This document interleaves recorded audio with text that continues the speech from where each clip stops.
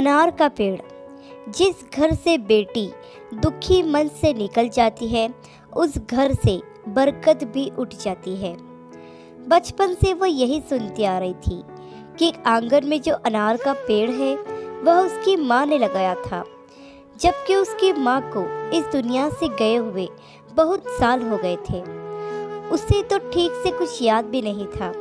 उस पेड़ पर इतने फल थे कि उसकी शाखाएं जमीन तक पहुंच रही थी कि कोई भी अनार को आसानी से तोड़ सकता था।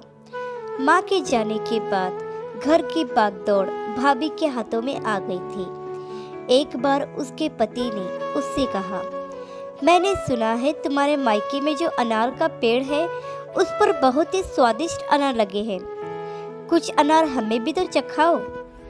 दूसरे दिन वह अपने मायके गई, चुपके से कुछ अनार तोड़े और अपने बैग में छिपा दिए। भाभी ने देखा तो आग बबूला हो गई। तुरंत ननंद के बैग की तलाशी ली, उसे बुरा भला कहा और सारे अनार निकाल लिए। वह बेचारी दुखी मन से अपने घर को वापस आ गई। पति ने पूछा तो सारी बात बता दी, लेकिन मालिक की करनी ऐसी हुई। सुना है जिस घर से बेटी दुखी मन से निकल जाती है, उस घर से बरकत भी उठ जाती है।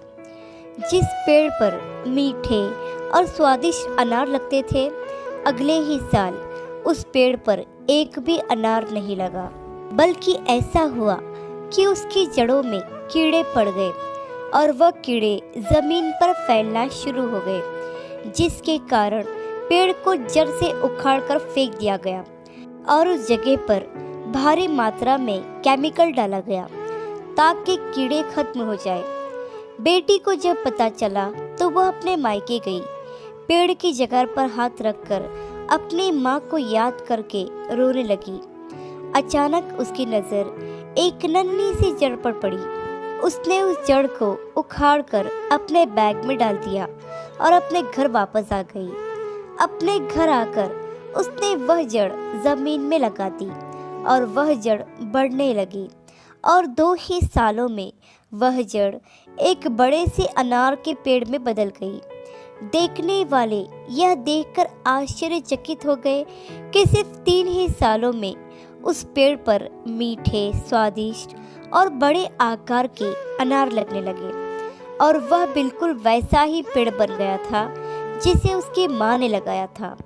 अब उस पेड़ के फल पूरे परिवार वालों, सगे रिश्तेदारों, दोस्तों में, पड़ोसियों में बांटे जाने लगे।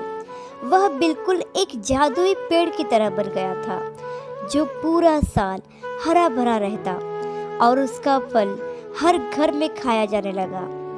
समझने वालों के लिए इसमें मालिक की तरफ से एक बहुत बड़ा संदेश है। आशा करती हूँ कि कहानी आपको पसंद आई होगी। इस कहानी पर आपकी क्या राय है हमें कमेंट करके ज़रूर बताइए। कहानी पसंद आई हो तो लाइक और शेयर करना बिल्कुल भी ना भूलिए।